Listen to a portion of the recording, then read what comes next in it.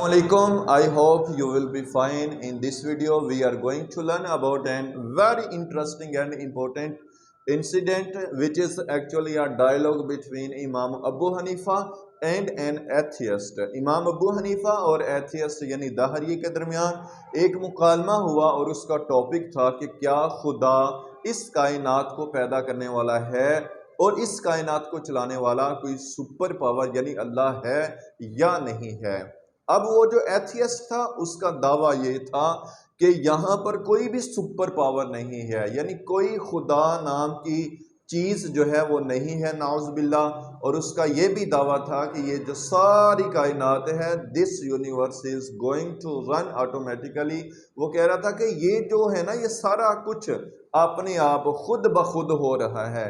But इमाम Abu Hanifa का ये दावा था, there is a compulsory and surely a superpower behind the universe and the system of the universe। इमाम Abu Hanifa का ये दावा था कि भाई इस यूनिवर्स और जितना भी बड़ा सिस्टम है, इसके पीछे मेरे रब की ताकत है, वही सुपर पावर है। लेकिन वो बंदा मानने को तैयार नहीं था। मुनाजरा तय हुआ। इमाम अबू हनीफा रहमतुल्लाह ताला अलैह और उस दाहरी ने एक जगह को मुकर्रर किया, अनाउंसमेंट होगी, लोग जमा हुए। तो जब इमाम साहब के पहुंचने का वक्त हुआ तो आप लेट थे, लोगों को इंतज़ार करना पड़ा। एथियस्ट ने कहा, देखो मुसलमानों, तुम्हारा जो इमाम है मुझे लगता है वो इस मुकालमे से, इस मुनाजरे से भाग गया है। इमाम अबू हनीफा इसी असना में वहाँ पर आ पहुँचे और आते ही आपने उस दाहरिये से कहा कि मैं इसलिए लेट हूँ कि I saw a tree who automatically was cut. फरमाया कि मैंने एक ऐसा दरख्त देखा जो खुद ब खुद कटा और उसके तख्ते बने और फिर उन तख्तों ने खुद ब खुद आपस में जुड़ना शुरू कर दिया। मैं दरिया के किनारे खड़ा था, मैंने देखा कि वो तख्ते जुड़ते गए और कश्ती बनती गई। फिर वो कश्ती जो है एक किनारे से सवारियों को लेती थी और दूसरे किनारे छोड़ आती थी, और मैं भी उसके कश्ती के ऊपर सवार होके तो यहाँ पर पहुँच रहा हूँ। तो ये सारा मंजर बयान करके कहा कि मैं इसकी वजह से लेट हूँ। वो जो एथियस्ट था, वो जो दाहरिया था, वो मुस्कुराया, हंसा और उसने कहा, इतने बड़े इमाम हैं, ये कैसे बात कर रहे हैं? एक दरख्त खुद ब खुद कैसे कट सकता है? उसके तख्ते कैसे बन सकते हैं? और फिर आपका ये कहना कि वो आपस में जुड़ गए और एक कश्ती बन गई, हाउ इट इज़ पॉसिबल, ये कैसे मुमकिन हो सकता है? इमाम आज़म यही सुनना चाहते थे।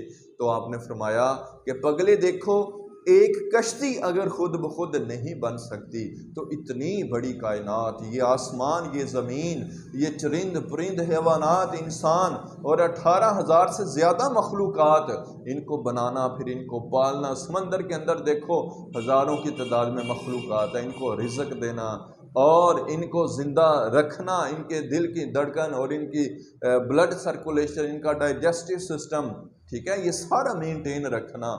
और तुम्हारा ये कहना कि कश्ती खुद ब खुद बन गई, तो देखो ना, अगर कश्ती खुद ब खुद नहीं बन सकती तो ये सारा सिस्टम ये कैसे खुद ब खुद बन सकता है?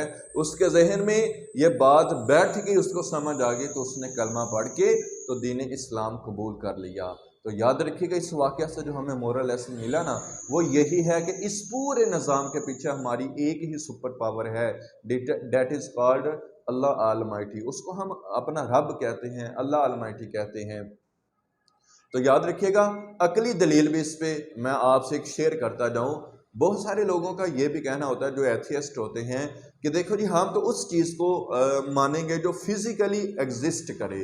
तो ऐसी तो भाई बहुत सारी हज़ारों चीज़ें हैं और सैकड़ों की तादाद में भी है कि उनको हम मानते तो हैं, फील तो करते हैं, लेकिन वो फिज़िकली एग्जिस्ट नहीं करती। फॉर एग्जांपल आप देखें ना, किसी को चोट लगती है तो उसको पेन होता है, दर्द होता है। तो आप अगर उससे ये पूछना शुरू कर देंगे कि आप जो कह रहे हैं कि आपको दर्द हो रहा है, मुझे दिखाओ फिजिकल एग्जिस्टेंस कहाँ है इसकी, तो वो बेचारा नहीं दिखा पाएगा। आप किसी एथियस्ट से पूछें कि तुम में तो अकल ही नहीं है, तो वो तो गुस्से में आ जाएगा। फिर आप उससे दूसरा सवाल ये करें कि अगर तो तुम्हारे अंदर इंटेलिजेंस है, if you have intelligence and आपके पास अगर विजडम है तो मुझे दिखाएं। अगर उसकी फिजिकल एग्जिस्टेंस बनती है तो आप दिखाएं। तो यहाँ पर आके बहुत सारे लोग सोचना शुरू कर देते हैं कि ज़रूरी नहीं जो चीज़ हो वो फिज़िकली भी एग्जिस्ट कर रही हो। तो इंशाल्लाह हमारा जो खुदा है, हमारा जो रब है, वो इस दुनिया में तो पर्दों में छुपा हुआ है, लेकिन जन्नत के अंदर उसके नज़ारे होंगे। जन्नती जो हैं उसको देखेंगे। क़यामत के दिन भी लोग जो हैं, जिसको तौफीक हुई, जिस पर करम और रहमत की बारिश बरसी, वो अपने रब को अपनी जागती आंखों के साथ ज़रूर देख सकेगा।